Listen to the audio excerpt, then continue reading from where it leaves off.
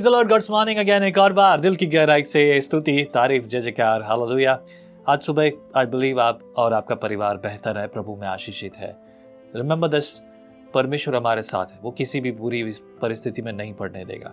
परिस्थितियां चाहे जैसी भी हो, शायद आपको नींद नहीं आई हो या शायद तो किसी और परेशानियों में रहे हो आप, लेकिन याद रखो परमेश्वर ने हर बात में भलाई रखी है और वो भलाई पूरी करेगा, कभी नहीं छोड़ेगा, क्योंकि ये उसकी वाचा है। आज हम पढ़ेंगे बुक ऑफ एस्थर और चैप्टर 9 और 10 दोनों एक साथ पढ़ेंगे। 10 इसलिए कि मैं जल्दी समाप्त करना चाहता हूँ, ऐसा नहीं है। सिर्फ 3 वचन है 10 अध्याय में, और 1, 2, 3 राइट, चौथा वचन नहीं है, तो इसके लिए अलग एपिसोड बनाने की आवश्यकता नहीं है। सो चैप्टर 9 और 10 ओके। और यहाँ पर जश्न मनाया जा रहा है, प्रभु की स्तुति की जा रही है। और क्या हो रहा है, क्यों हो रहा है? जैसे अगर आपने कल मेरे साथ संगति की तो आपको पता है यहूदियों को अपना अधिकार मिल गया एंड एवरीथिंग वाज ओके। अब सब ठीक हो गया है, सारी चिंता खत्म और धन्यवाद के गीत गाए जा रहे हैं और प्रभु आनंद मनाया जा रहा है। जब वो सब कुछ होता है, मतलब बहुत सारी मुसीबतों के बाद, लेकिन चैप्टर 9 में और ये सब बातों में वो आनंद मनाते हैं। क्या है आनंद, देखते हैं। चैप्टर 9 में लिखा है पहले वचन में, आदार नामक 12वें महीने के 13वें दिन को, जिस दिन राजा की आज्ञा और नियम पूरे होने को थे और यहूदियों के शत्रु उन पर प्रबल होने की आशा रखते थे, परंतु इसके विपरीत यहूदी अपने बैरियों पर प्रबल हुए। और उस दिन यहूदी लोग राजा शेष के सब प्रांतों में अपने अपने नगर में इकट्ठे हुए कि जो उनकी हानि करने का यत्न करे उन पर हाथ चलाए। कोई उनका सामना न कर सका, क्योंकि उनका भय देश देश के सब लोगों के मन में समा गया था। वरन प्रांतों के सब हाकिमों और अधिपतियों और प्रधानों और राजा के कर्मचारियों ने यहूदियों की सहायता की, क्योंकि उनके मन में मुर्दके का भय समा गया था। मुर्दके तो राजा के यहाँ बहुत प्रतिष्ठित था और उसकी कीर्ति सब प्रांतों में फैल गई। वरन उस पुरुष मुर्दके की महिमा बढ़ती चली गई। अतः यहूदियों ने अपने सब शत्रुओं को तलवार से मारकर और घात करके नष्ट कर डाला और अपने बैरियों से अपनी इच्छा के अनुसार बर्ताव किया। शूशन राजगढ़ में यहूदियों ने 500 मनुष्यों को घात करके नष्ट किया।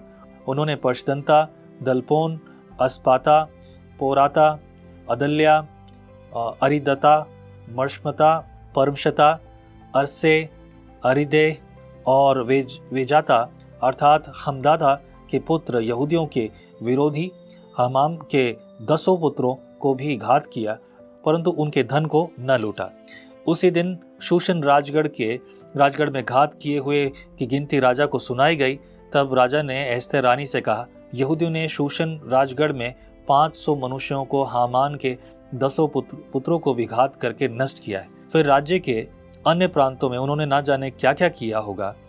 तब इससे अधिक तेरा निवेदन क्या है, वह भी पूरा किया जाएगा। तो क्या मांगती है, वह भी तुझे दिया जाएगा। एस्थर ने कहा, यदि राजा को स्वीकार हो तो शूशन के यहूदियों को आज के समान कल भी करने की आज्ञा दी जाए और हामान के 10 पुत्र फांसी के खंभों पर लटकाए जाए। राजा ने कहा, ऐसा ही किया जाए। यह आज्ञा शूशन में दी गई और हामान के 200 पुत्र लटकाए गए। शूशन के यहूदियों ने आदार महीने में 14वें दिन को भी इकट्ठा होकर शूशन में 300 पुरुषों को घात किया, परंतु धन को न लूटा। अभी मॉब लिंचिंग की कहानी आप सुनते हैं, आप देखते हैं, कई बार खबर मचाते हैं। हमारे कुछ मसीह यूट्यूबर्स जो हैं, मैं यूट्यूबर्स इसलिए बोल रहा हूँ क्योंकि वो यूट्यूब चैनल्स हैं, विरोधी नहीं हूँ मैं उनका, मुझे किसी भी प्रकार का वो नहीं है। पता है क्या है, कई बार सही चीज़ों को भी गलत रीति से प्रस्तुत करते हैं just because of view factors. मैं कभी, आपने शायद मुझसे नहीं सुना होगा, लाइक करो, सब्सक्राइब करो, मैं इसके बारे में कभी नहीं बोलता। यदि आपको प्रेरणा होगी, यदि आप कुछ सीख रहे हैं, प्रेरित होंगे, तो ऑटोमेटिकली आप लाइक भी करेंगे, सब्सक्राइब भी करेंगे। और मत कीजिए लाइक सब्सक्राइब, इस बात से कोई फ़र्क नहीं पड़ता है। फ़र्क इस बात से पड़ता है कि आप वचन को सीख रहे हैं, सुन रहे हैं, सीख रहे हैं। लाइक सब्सक्राइब वाला बिजनेस बहुत अलग है लोगों का।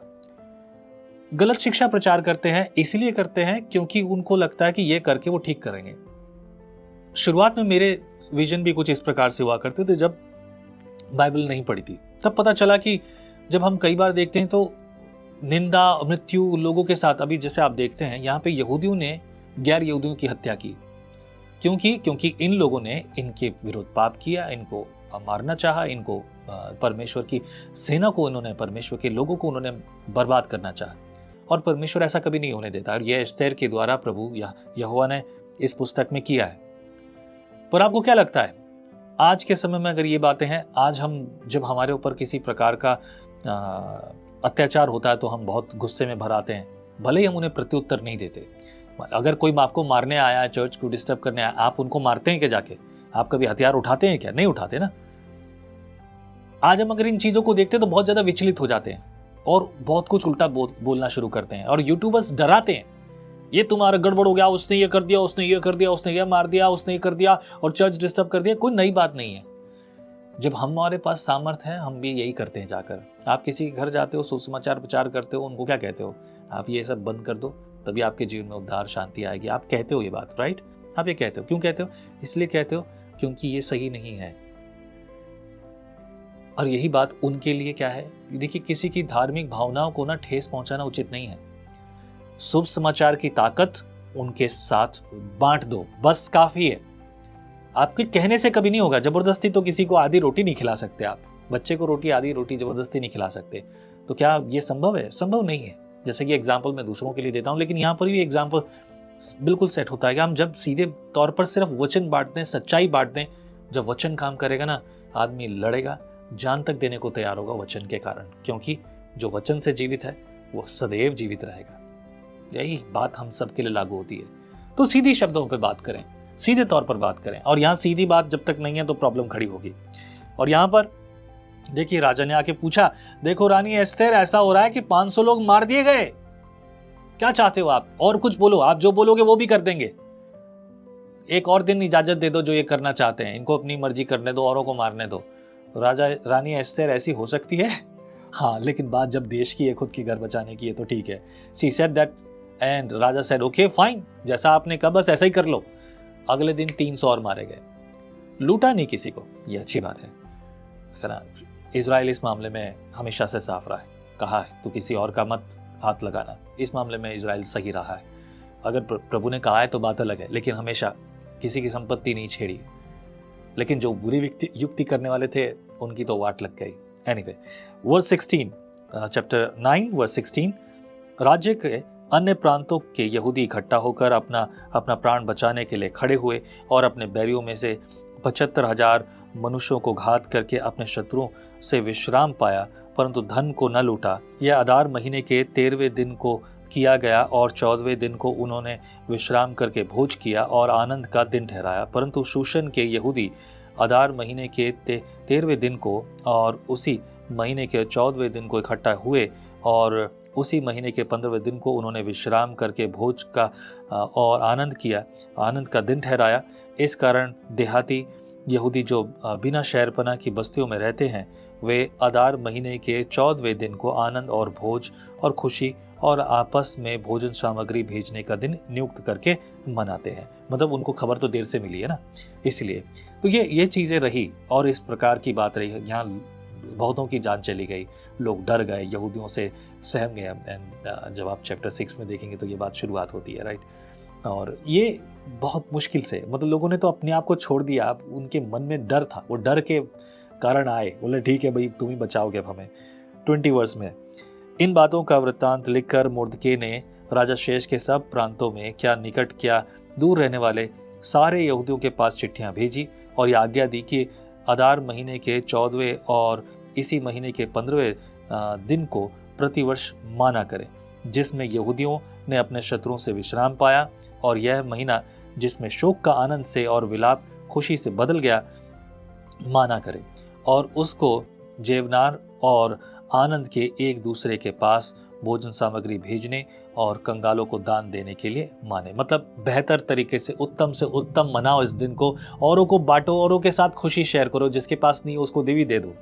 23 वर्ष, अतः यहूदियों ने जैसा आरंभ किया था और जैसा मुर्दके ने उन्हें लिखा वैसा ही करने का निश्चय कर लिया, क्योंकि हमदाता अगागी का पुत्र हामान जो सब यहूदियों का विरोधी था, उसने यहूदियों को नाश करने की युक्ति की और उन्हें मिटा डालने और नष्ट करने के लिए अर्थात पूरी चिट्ठी डाली थी। परंतु जब राजा ने यह जान लिया तब उसने आज्ञा दी और लिखवाई कि जो दुष्ट या युक्ति हामान ने यहूदियों के विरुद्ध की वह उसी के सिर पर पलट जाए और वह और उसके पुत्र फांसी के खंभों पर लटकाए जाए। इस कारण उन दिनों का नाम पूरे शब्द से पूरीम रखा गया। उस चिट्ठी की सब बातों के कारण जो कुछ उन्होंने इस विषय में देखा और जो कुछ उन पर बीता था, उसके कारण भी यहूदियों ने अपने अपने लिए और अपनी अपनी संतान के लिए और उन सबों के लिए भी जो उनमें मिल गए थे यह अटल प्रण किया कि उस लेख के अनुसार प्रतिवर्ष उनके ठहराए हुए समय के वे दिन को माने। देखो कैसा लगेगा अगर आपको ये पता चले कि फलानी तारीख को आप, आपकी पत्नी, आपके बच्चे या आपके हस्बैंड, आपके बच्चे, आपके रिश्तेदार, माँ बाप, भाई बहन, सभी लोगों को एक ही साथ मार डाला जाए। ऐसा जिस दिन पता चले तो क्या होगा। मतलब ये सोचिए कि अगर ये पता चले कि फलानी तारीख को मेरी मृत्यु है and you know this, that is confirm and you are waiting for it, कैसा लगेगा। ठीक है, अगर एक व्यक्ति की मृत्यु की बात होती है तो ठीक है, चलो ठीक है, वो किसी परिस्थिति के कारण, कैसा लगेगा कि सभी के सभी मारे जाएंगे हम। ये घटना कोई पहली बार नहीं हुई है, ऐसी घटनाएं बहुत बार हो चुकी हैं, इतिहास गवाह है। हिटलर ने भी कुछ ऐसी हरकत की थी। ओके, कोशिश तो यही की थी हिटलर ने, है ना, सभी यहूदियों को मार डालने की। इसके बाद देखिए वर्स 29, फिर अबीहेल की बेटी एस्तेर रानी और मोर्दके यहूदी ने पूरीम के विषय यह दूसरी चिट्ठी बड़े अधिकार के साथ लिखी। उसकी नकलें मोर्दके ने शेष के राज्य के 127 प्रांत के सब यहूदियों के पास शांति देने वाली और सच्ची बातों के साथ इस आशय से भेजी कि पूरीम के उन दिनों के विशेष ठहराए हुए समयों में मोर्दके यहूदी और एस्तेर रानी की आज्ञा के अनुसार और जो यहूदियों ने अपनी संतान के लिए ठान लिया था उसके अनुसार भी उपवास और विलाप किया जाए। पूरीम के विषय का यह नियम एस्तेर की आज्ञा से भी स्थिर किया गया और उसकी चर्चा पुस्तक में लिखी गई। मतलब चैप्टर 9 तक यहाँ समाप्त होता है। और ये जो आज्ञा हुई, जिस वजह से जो भी कुछ हुआ था, इसे सिर्फ ना केवल खुशी के साथ मनाना है, लेकिन इसे एक्नॉलेज करना है कि भाई ये जो है विलाप का कारण भी ठहरे, उपवास का कारण भी ठहरे। आइए चैप्टर 10 पढ़ते हैं, सिर्फ 3 वचन है यहाँ पर। राजा शेरेश ने देश और समुद्र के टापू और दोनों पर कर लगाया। उनके महात्मा और पराक्रम के कामों और मोर्दके की उस बढ़ाई का पूरा ब्यौरा जो राजा ने उसकी की थी, क्या वह मादे और फारस के राजाओं के इतिहास की पुस्तक में नहीं लिखे? यहूदी मोर्दके शेष राजा ही के नीचे था और यहूदियों की दृष्टि में बड़ा था और उसके सब भाई उससे प्रसन्न थे क्योंकि वह अपने लोगों की भलाई की खोज में रहा करता था और अपने सब लोगों से शांति की बातें कहा करता था। That was submission for the community. ये सबमिशन ही है जिसने इस व्यवस्था को बनाया। बहुत सारे लोग थे, देखो इस्तेमाल परमेश्वर उसको करता है जो अपने आप को प्रभु के हाथों में देता है। तो आओ प्रभु को दे दें। हालेलुया।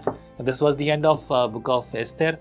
एस्तेर की जिंदगी से आप जानते हैं समर्पित और एक ही चित्त पर सोचने वाले। वैसे ऐसा आइडिया निकालना आसान नहीं है, लोग हमेशा तड़प जाते हैं। एस्तेर वाज नॉट हाईली क्या कहें, मतलब बहुत ज़्यादा होशियार कह सकते हैं या बहुत ज़्यादा एक्सपीरियंस कह सकते हैं, मुश्किल है। एस्तेर एक यंग लड़की थी, एक ऐसी जवान लड़की जिसके विवाह की शुरुआत से ही जो है राजनीति, मतलब विवाह भी राजनीति था। एनीवे, प्रभु आपके साथ है। मैं आशा करता हूँ कि आपने बहुत कुछ सीखा है। Hallelujah. Let's pray together. Thank you lord. प्रभु तेरी महिमा सदैव होती रहे तेरे लोगों पर, तेरे अपने लोगों पर जो तेरी ओर देखते हैं, जो तेरे पीछे चलते हैं, उनके जीवन में कार्य कर। मर्जी तेरी पूरी हो प्रभु। आपने हाथ को बढ़ा और अपने लोगों को तेरी मर्जी में, तेरी इच्छा में चला। प्रभु धन्यवाद इस संगति के लिए, सुनने वाले मेरे भाई बहन, इनके परिवार के लिए, इनकी रोज की जिंदगी के लिए। प्रभु अपने हाथ को बढ़ाकर इन्हें सामर्थ्य बल दे, नए आनंद के साथ नई शुरुआत हर रोज करें, तुझ में तेरे नाम में करें, ताकि प्रभु हम हर प्रकार से तेरे नाम को महिमा देते रहें जब तक तू आए, तेरे आगमन की तैयारी करें। मसीह यीशु के नाम से प्रार्थना में मांगते हैं, आमीन। प्रभु आशीष करे। कल फिर मुलाकात होगी, अगली पुस्तक इंट्रो से शुरू करेंगे। आमीन। जय मसीह की। हम हमेशा सोचते हैं कि शायद मैं भी बाइबल कॉलेज जाकर बाइबल को अच्छे से सीखता, और अब आपके लिए है visionary TV, deep Hindi Bible study के लिए। परमेश्वर का वचन जीवन देने वाली रोटी है। आओ हम इस जीवन देने वाली रोटी का और मजा लें। विजनरी टीवी पर।